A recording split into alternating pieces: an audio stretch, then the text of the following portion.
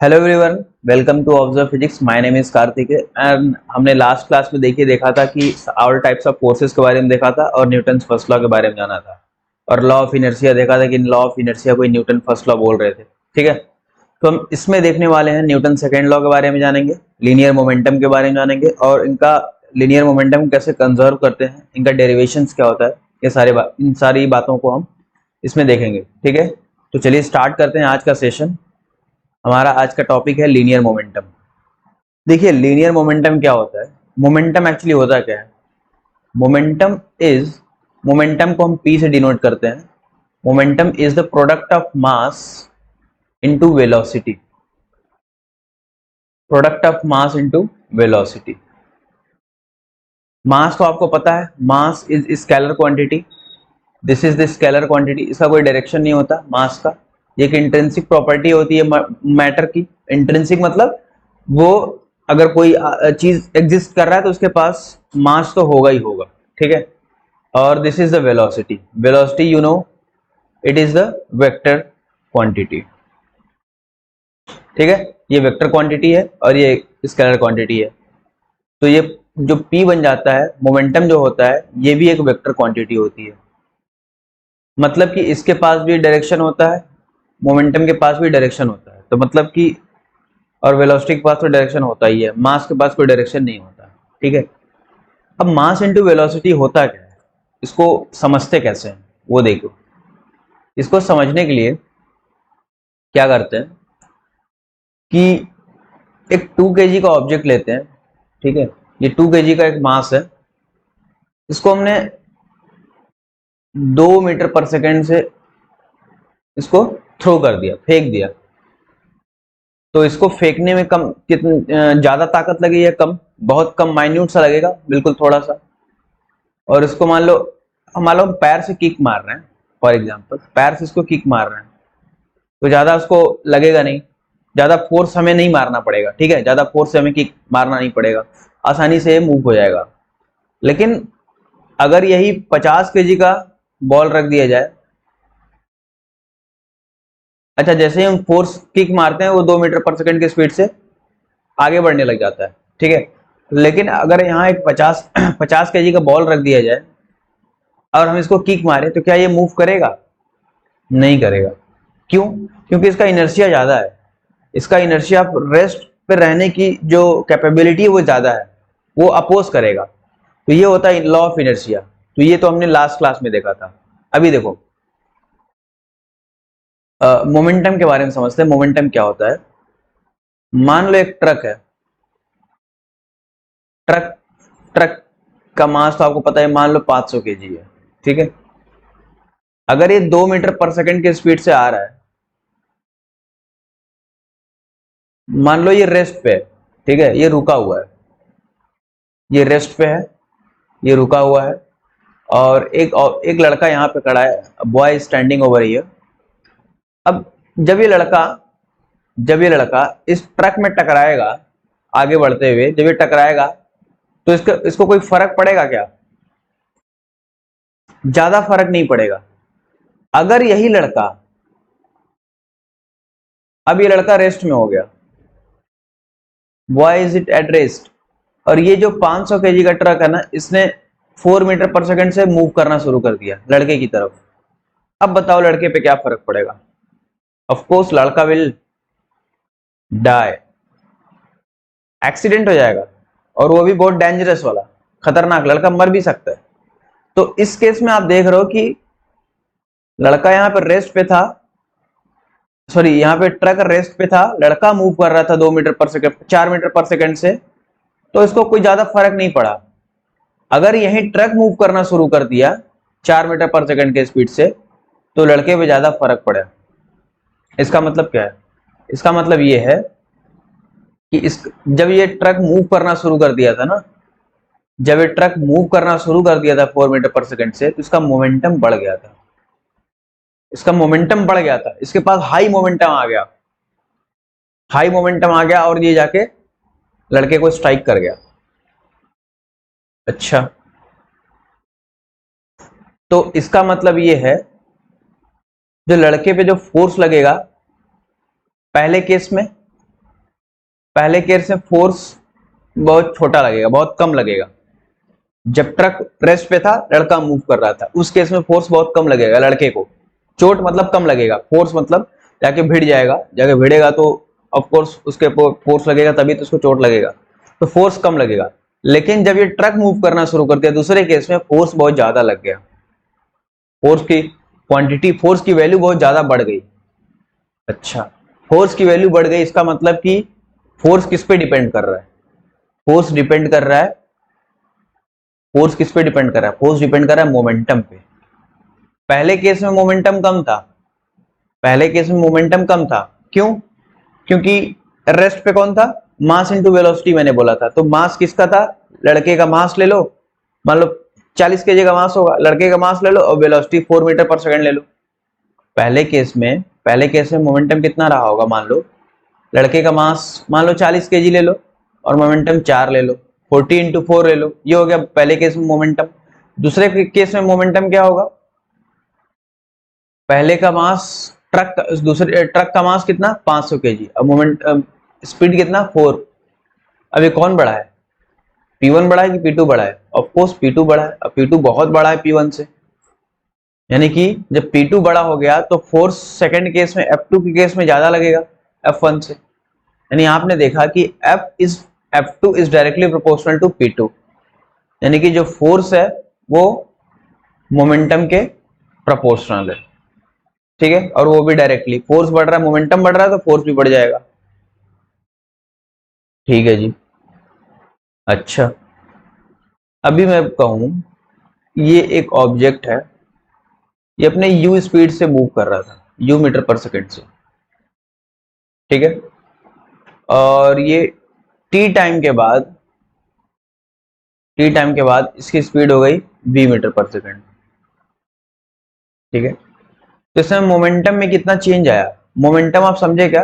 Momentum क्या होता है? Momentum is nothing but the product of mass into velocity.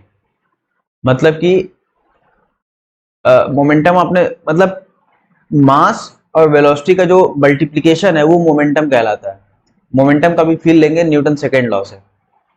देखो ये एक ऑब्जेक्ट है, बॉल है, u मीटर पर सेकंड के स्पीड से मूव कर रहा है, ठीक है, और t टाइम के बाद उसकी स्पीड हो गई v मीटर पर सेकंड। तो क्या इसकी मोमेंटम में कुछ चेंजेस आए क्या? बिल्कुल है। मोमेंटम होता क्या है? मोमेंटम होता है मास इंटू वेलोसिटी। पहले इनिशियल मोमेंटम कितना था? m इंटू यू, मास तो कुछ m रहा ही होगा, मास तो थोड़ी चेंज होने वाला है। मास तब चेंज होता है जब वो स्पीड ऑफ लाइट की स्पीड से मूव करने लग जाता है ऑब्जेक्ट, तब मास में कुछ चेंजेस होते हैं। वैसे अदरवाइज मास ऑलवेज कांस्टेंट। तो p इनिशियल एम यू, ठीक है, मास इंटू वेलोसिटी, फाइनल कितना हो गया? एम वी, ठीक है, ये इनिशियल मोमेंटम, ये फाइनल मोमेंटम। अब देखो इसमें चेंज इन मोमेंटम कितना आया?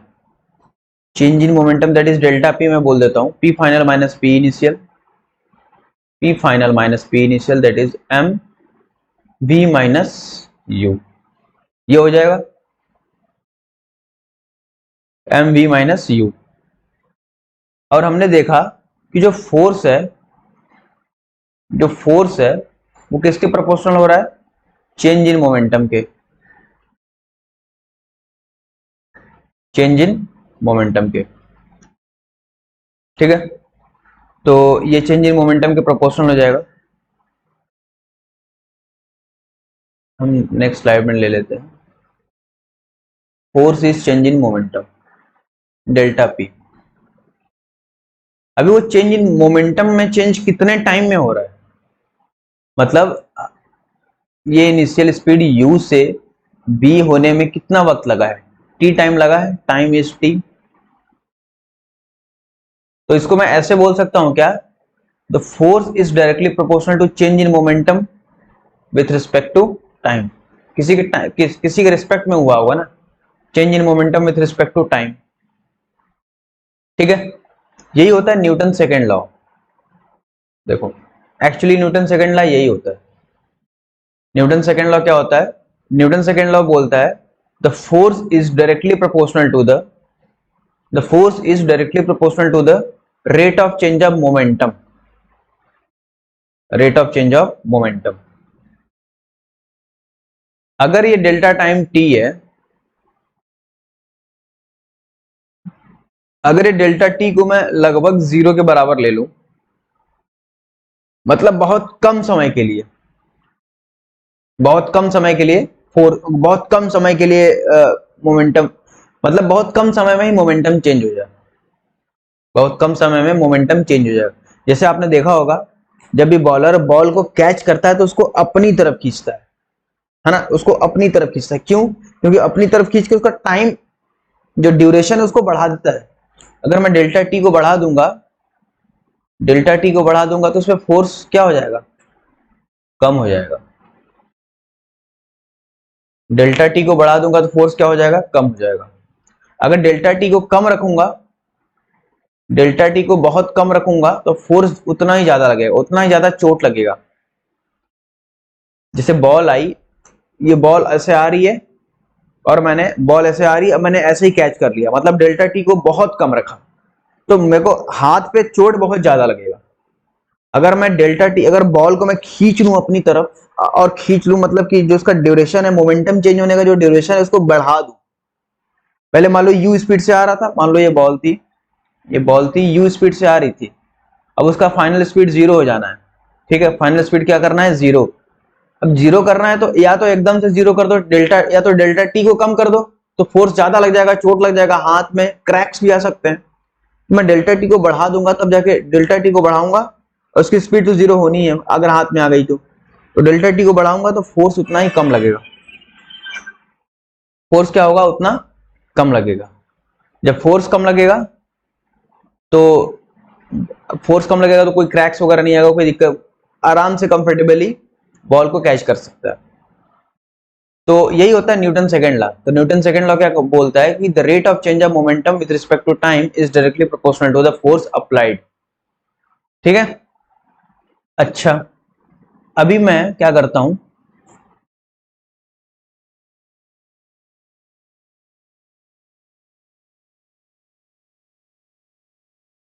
अब मैं फोर्स को क्या करता हूं, डेल्टा पी को मैं पूरा डेटा सहित लिख लेता हूं।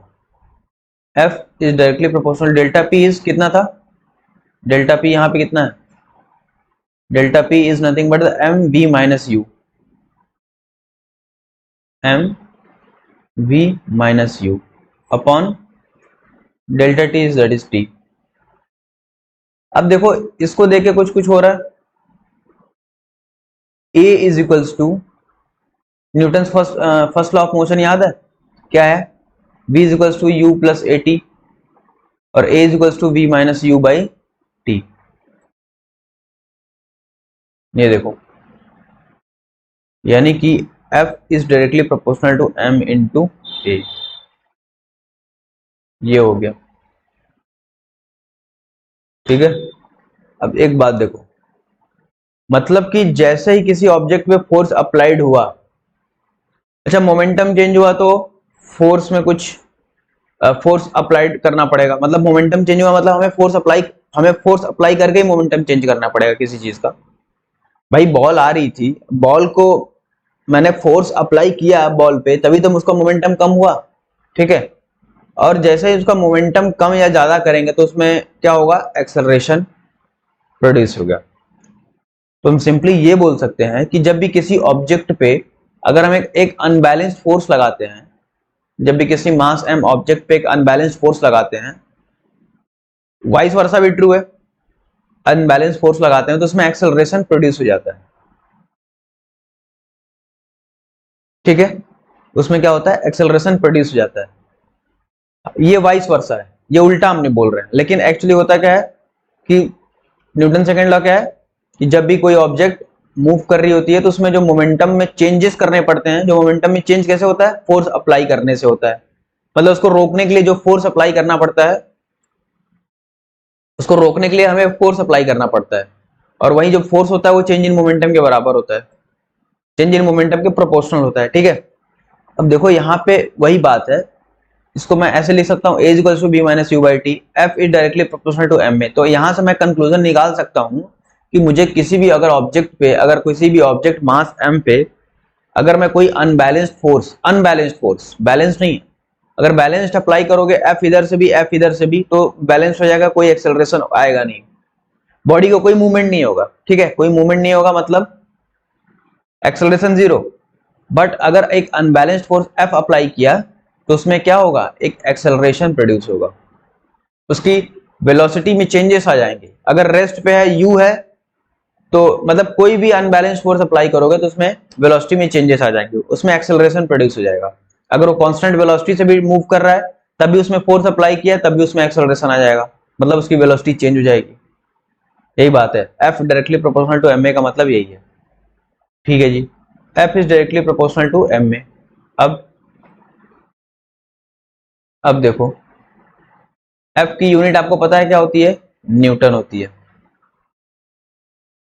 अगर मैं मास 1 केजी ले लूं, मास में 1 केजी ले लेता हूं और एक्सेलरेशन में 1 मीटर पर सेकेंड और फोर्स इज 1 न्यूटन, तो जो प्रोपोर्शनलिटी का कांस्टेंट मैं के हटा लेता हूं, प्रोपोर्शनलिटी का कांस्टेंट प्रोपोर्शनल का साइन हटा के मैं इक्वल्स टू के लिख लेता हूं।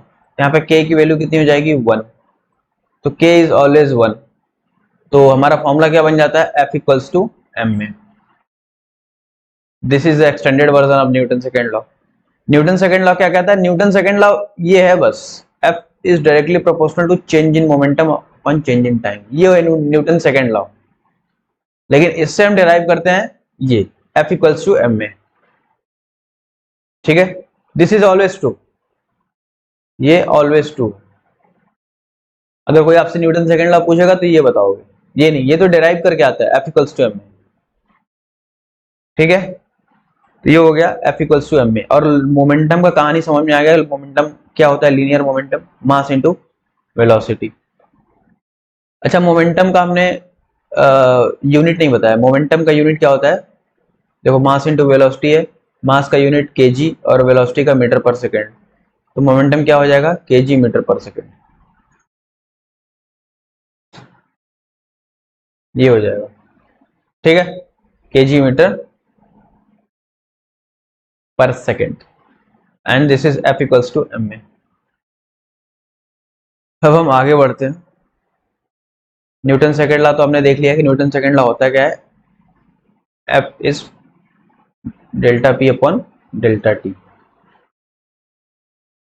देखो बॉल को खींचोगे तो डेल्टा टी की वैल्यू क्या हो जाएगी, डेल्टा टी को कम हो जाएगी, फिर डेल्टा टी की वैल्यू बढ़ जाएगी, तो फोर्स हमें कम लगेगा। अच्छा, और भी एग्जांपल्स होते हैं न्यूटन सेकेंड लॉ के, जैसे आप किसी जमीन पे कूदो, jumping on the land, jumping on the land and sand, किसी बालू पे सैंड पे कूदो और किसी जमीन पे कूदो, जंप करो, हाई जंप करो, तो क्या होगा, किस में ज्यादा चोट लगेगा, लैंड में ज्यादा चोट लगेगा। इसमें फोर्स अगर एफ एल बोल दूं इसको, is greater than F S, क्यों, क्यों ज्यादा चोट लगेगा, क्यों, इसमें टाइम कम हो गया, इसमें मोमेंटम, हमारे में मोमेंटम आ गई, हमने भाई, हम एक मास है, हम जैसे दौड़ना शुरू करते हैं हमारे मोमेंटम आ जाती है। अब जैसे ही मोमेंटम आ गई तो एक, जैसे नीचे मोमेंटम जैसे जीरो करने को आएंगे हमारे ऊपर एक फोर्स लगेगा, जमीन हमारे ऊपर एक फोर्स लगाएगी, वो होता है लैंड, लैंड फोर्स लगाएगी। अब हमारे में जब जैसे हम जमीन पे कूदेंगे तो जैसे ही जमीन पे हम पैर रखेंगे तो उस केस में हमारा डेल्टा टी की वैल्यू बहुत बहुत कम होगी। और लेकिन हम जब सैंड पे हम कूदेंगे, सैंड पे हम जैसे ही पैर रखेंगे तो डेल्टा टी की वैल्यू थोड़ी बढ़ जाएगी, डेल्टा टी की वैल्यू बढ़ जाएगी, इस केस में बढ़ जाएगी तो फोर्स हमें ज्यादा लगता है और इस केस में फोर्स हमें कम लगता है। बोलो समझ आ गया, अरे बोल लो, ठीक है। तो डेल्टा टी की वैल्यू ज्यादा तो फोर्स की वैल्यू कम, डेल्टा टी की वैल्यू कम तो फोर्स की वैल्यू ज्यादा, ठीक है। तो हमें चोट न लगने के लिए क्या करना पड़ता है, हमें टाइम ड्यूरेशन को बढ़ाना पड़ता है। जैसे सैंड पे कूदोगे तो टाइम ड्यूरेशन बढ़ जाएगा ना, क्यों, क्योंकि पहले आप कूदोगे तो आपका क्या होगा, पैर जो हो जाके बिल्कुल ऑलमोस्ट चिपक जाएगा सैंड में, मतलब वापस ऊपर की तरफ नहीं उठेगा। लेकिन लैंड में क्या होगा, आओगे पॉइंट ऑफ कांटेक्ट बहुत कम टाइम के लिए होगा। सैंड में पॉइंट ऑफ कांटेक्ट जो होगा पैर का और सरफेस के सैंड का बहुत ज्यादा होगा as compare to land. Land में बहुत कम होगा, इसकी वजह से लैंड में कम होता है, इसकी वजह से हमें चोट ज्यादा लगती है, लेकिन सैंड में उतना ज्यादा चोट नहीं लगती। ठीक है, तो ये होता है न्यूटन सेकेंड लॉ का example, F equals to ma। चलो एक क्वेश्चन कर लो इस पे। मान लो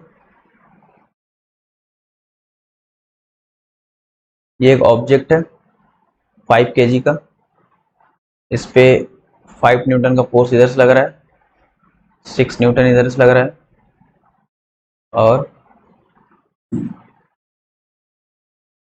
और एक फोर्स इधर की तरफ लग रहा है at an angle of 30 degree, 4 newton. ठीक है, 4 newton. Find the acceleration of the object. क्या होगा एक्सेलरेशन? एक्सेलरेशन क्या होगा? Acceleration is the F net external upon M. ये होता है F equals to M A होता है ना भाई साहब। F equals to M A को मैं A equals to F by M लिख सकता हूँ। Total net force M, F निकाल दो और एम से डिवाइड कर दो, आ जाएगा आपका। देखो एक तो 6 न्यूटन ये 5 kg का है, 6 न्यूटन इधर की तरफ लग रहा है, यानी कि 6 न्यूटन इधर हो गया, 6 न्यूटन इधर लग रहा है, 5 न्यूटन इधर लग रहा है, 5 न्यूटन इधर हो गया, और 4 न्यूटन नीचे लग रहा है 30 डिग्री पे, 4 न्यूटन ये हो गया 30 डिग्री पे। तो 4 न्यूटन का कंपोनेंट लोगे आप। अच्छा, कंपोनेंट लेना तो आपको आता नहीं है। देखो देखो देखो, अच्छा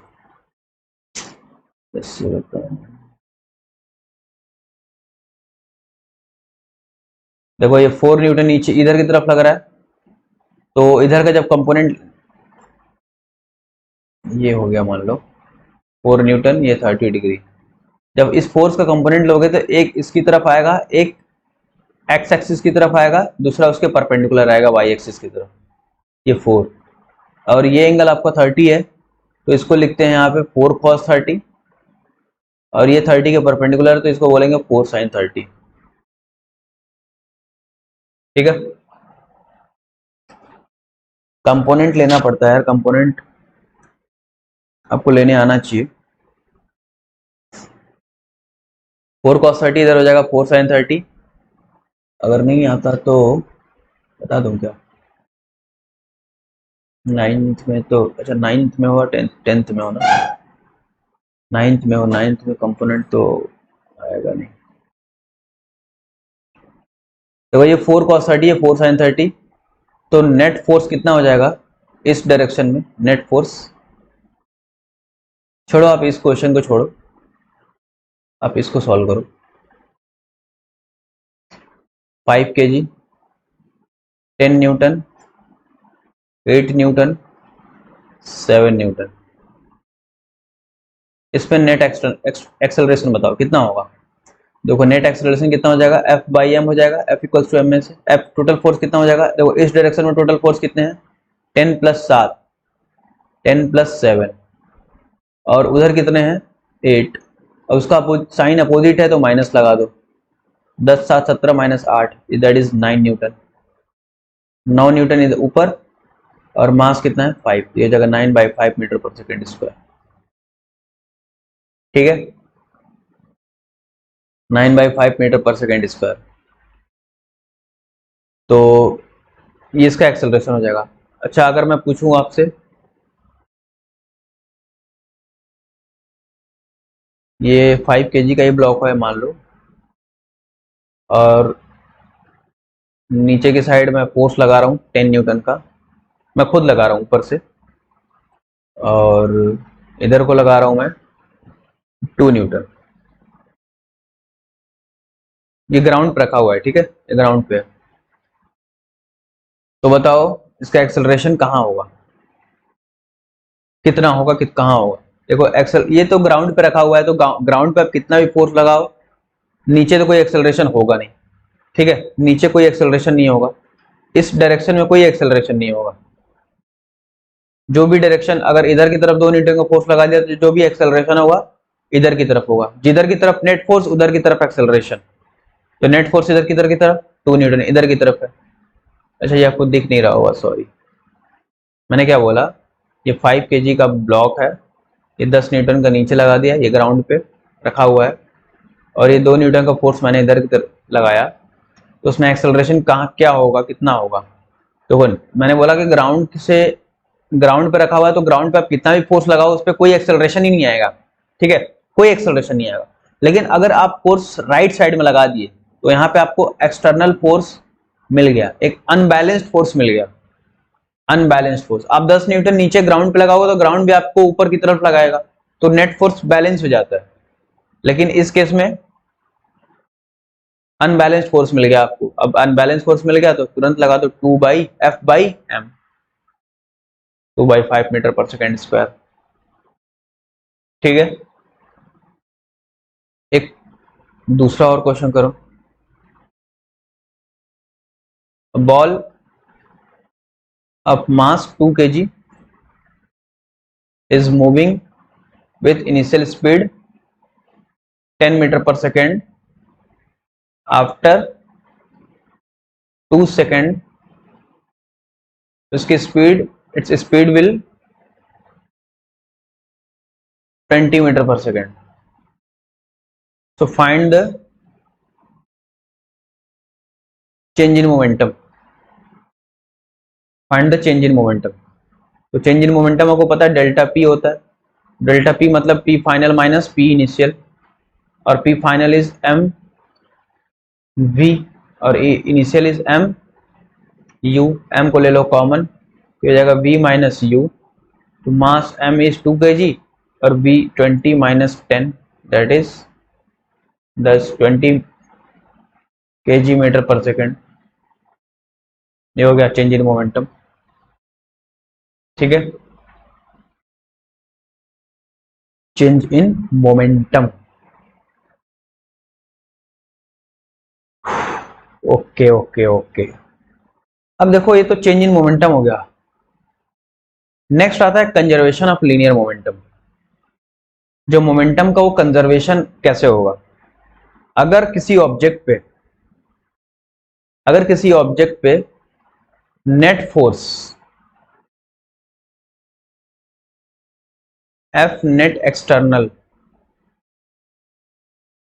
अगर किसी ऑब्जेक्ट पे एफ नेट एक्सटर्नल क्या हो जाए, 0 हो जाए,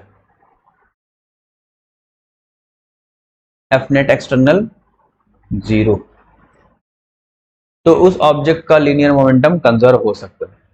अगर नेट फोर्स एक्सटर्नल 0 ही ना हो तो तब उसका कोई कंजर्वेशन ऑफ लीनियर मोमेंटम नहीं हो सकता। क्यों नहीं हो सकता, क्योंकि उसमें वेलोसिटी आ जाएगी, समझ रहे हो, मतलब कि जैसे ही मैं इसको बोलूं, अगर एक 2 kg का ऑब्जेक्ट ले लूं, इसमें मैं फोर्स 2 न्यूटन इधर की तरफ लगा दूं, तो इसमें क्या ही मोमेंटम कंजर्व होगा, इसमें तो एक्सेलरेशन आएगा F/m 2/2 that is 1 metre per second, ठीक है।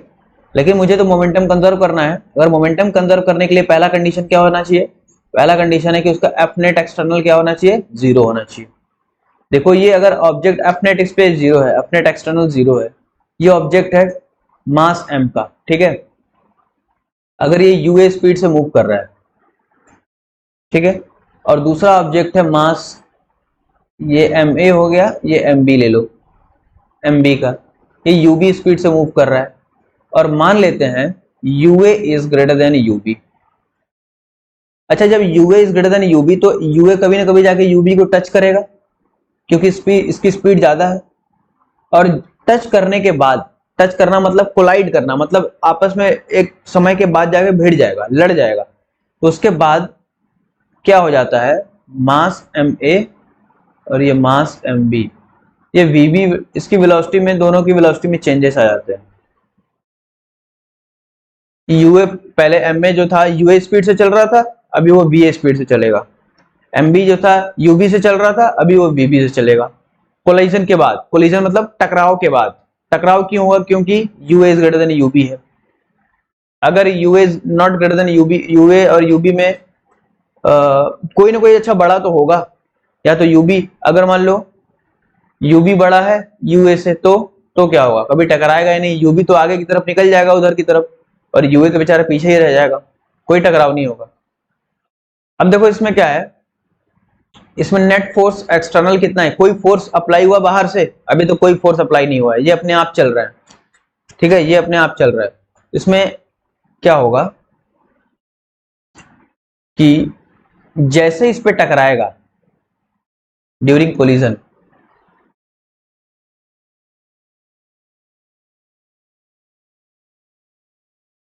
जैसे इस पे टकराएगा दोनों ऑब्जेक्ट,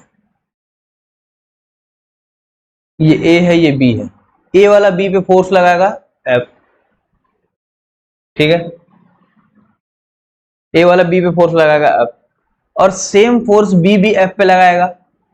ये न्यूटन थर्ड लॉ होता है, न्यूटन थर्ड लॉ हम नेक्स्ट वीडियो में देखेंगे। अभी ये मोमेंटम था इसलिए मैंने सोचा कि चलो इसको भी साथ में कवर कर लेते हैं, कंजर्वेशन को भी। तो ए और बी, ए अगर बी पे फोर्स लगाएगा एफ से, तो बी भी एफ पे फोर्स, ए से ए पे फोर्स लगाएगा एफ पे। ये न्यूटन थर्ड लॉ होता है, for equal and opposite action and reaction pair है, ठीक है। To every action there is equal and opposite reaction. तो एफ फोर्स एक्शन किया तो रिएक्शन भी एफ फोर्स से आया, ठीक है। तो फोर्स कितना लगाया, एफ फोर्स लगाया। अब ये एफ फोर्स जो है, अब देखो उसके बाद क्या होता है, अगर मैं इस एफ फोर्स को कैलकुलेट करूं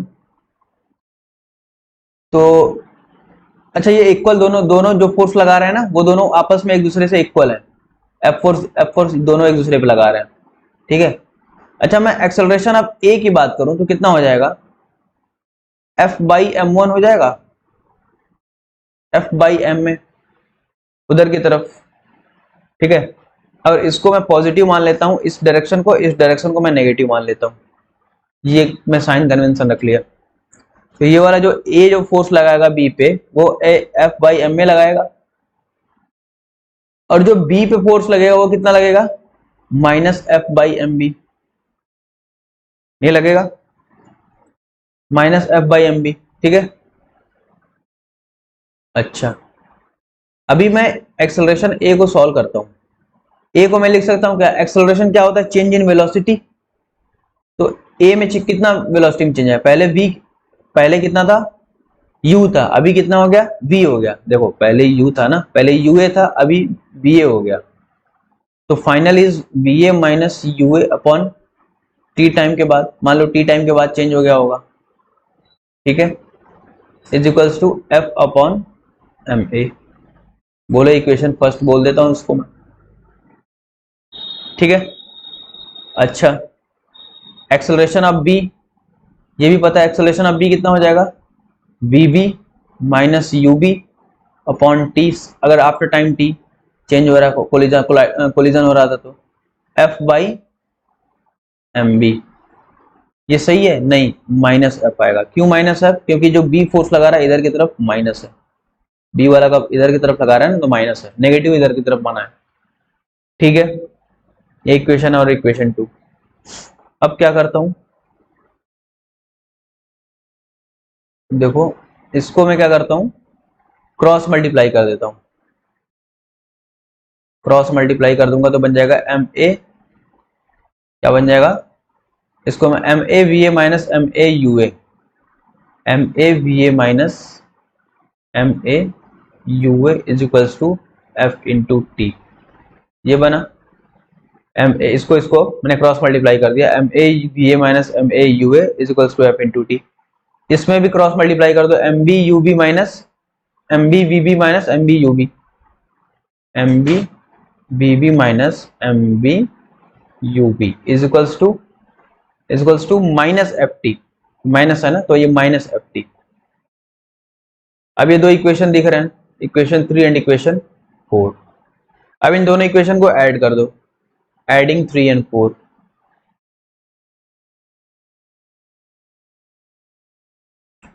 इसको ऐड करोगे तो क्या हो जाएगा, इसको जैसे ही ऐड करोगे तो ये हो जाएगा M A V A minus M A U A plus M B V B minus M B U B is equals to, अभी इसको ऐड करोगे तो जीरो हो जाएगा ना, ये हो गया zero.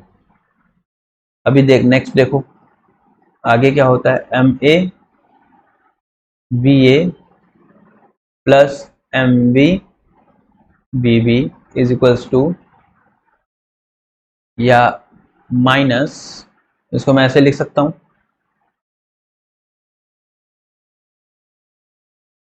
Minus M A U A plus M B U B. बोलो सही है?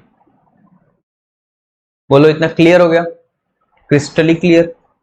और उसके बाद इसको मैं इधर भेज देता हूं, ये हो जाएगा M A B A plus M B B B is equals to M A U A plus M B U B. ये होता है। देखो फाइनल मोमेंटम, देखो फाइनल मोमेंटम कितना है। अब मोमेंटम देखो कंजर्व कैसे हो रहा है, मोमेंटम कंजर्व कैसे हो रहा है ये मैं दिखा देता हूं, कंजर्व हो रहा है कि नहीं हो रहा। क्या था, M A U A plus M B U B is equals to M A B A plus M B B B. Initial momentum क्या होगा, इनिशियल मोमेंटम दिस, इसको मैं ऐसे लिख सकता हूं, कैसे, M A B A minus U A, ये हो गया ए का मोमेंटम, ठीक है, ए का मोमेंटम। और अच्छा, हमको मोमेंटम कंजर्व कराना है ना, तो मोमेंटम कंजर्व कराने के लिए क्या करना है, इनिशियल और फाइनल दोनों को बराबर करना पड़ेगा। तो इनिशियल और फाइनल क्या दोनों बराबर हैं? देखो ये इनिशियल मोमेंटम है क्या, ये पी इनिशियल है, ये फाइनल मोमेंटम है क्या, पी फाइनल है। कैसे, पहले वो इस स्पीड से चल रहे टी टाइम के बाद वो पहले यूए और यूबी से चल रहे थे, तो एम ए इसका है, एम बी इसका है, तो initial momentum is P initial is कितना हो जाएगा total, M A U A plus M B U B. वही लिखा है क्या ये, देखो M A U A plus M B U B. और फाइनल के बाद टी टाइम के बाद कोलिजन के बाद कितना हो जाएगा, M A B A M B B B, ये हो जाएगा P final, that is M A B A plus M B B B. बोलो क्लियर? सही है। तो अब पी फाइनल यही है, तो P initial is equals to P final, this is the conservation of linear momentum. ठीक है, एक क्वेश्चन इस पे देखो,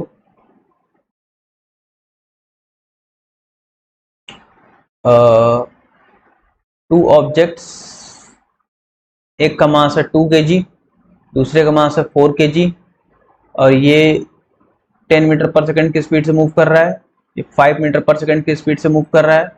तो after some time T, after collision, या कोलिजन तो होगा ही होगा, 4 kg वाले की स्पीड हो गई 6 मीटर पर second. So find the speed of V A, so find the speed of 2 kg वाले ब्लॉक का। कैसे करोगे, देखो नेट एक्सटर्नल फोर्स 0 है, कोई फोर्स लग नहीं रहा है, तो मोमेंटम कंजर्व कर दो, तुरंत धाड़ से मोमेंटम कंजर्व कर दो। क्या हो जाएगा, initial momentum is equals to final momentum. तो इनिशियल मोमेंटम कितना है, M A U A plus M B U B is equals to final momentum M A B A plus M B B B.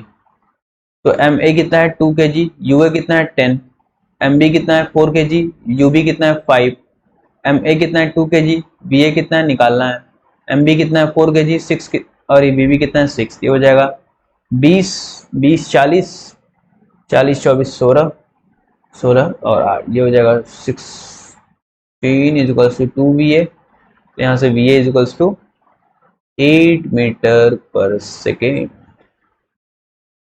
ठीक है, आसान है, conservation of linear momentum कुछ है ही नहीं। कोलिजन के बाद मोमेंटम क्या हो, सॉरी वेलोसिटी क्या हो जाएगी, चेंज हो जाएगी। अच्छा, अगर मैं कहूं कि मुझे तुमसे ये पूछना है, क्या, एक ऑब्जेक्ट है 4 kg का, दूसरा ऑब्जेक्ट है भी 4 kg का, एक 10 मीटर पर सेकेंड की स्पीड से ये रेस्ट पे,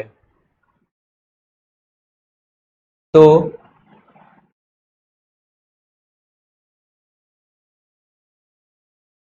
4 kg, एक पहले 4 kg वाले का 2 मीटर पर सेकेंड हो जाता है, तो दूसरे 4 kg वाले का कितना होगा, निकाल लोगे कोलिजन के बाद।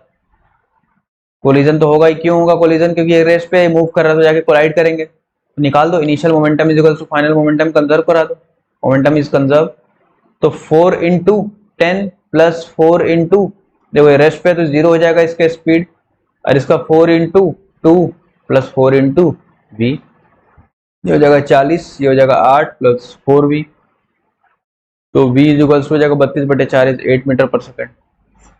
इस केस में भी हो गया। Fine fine.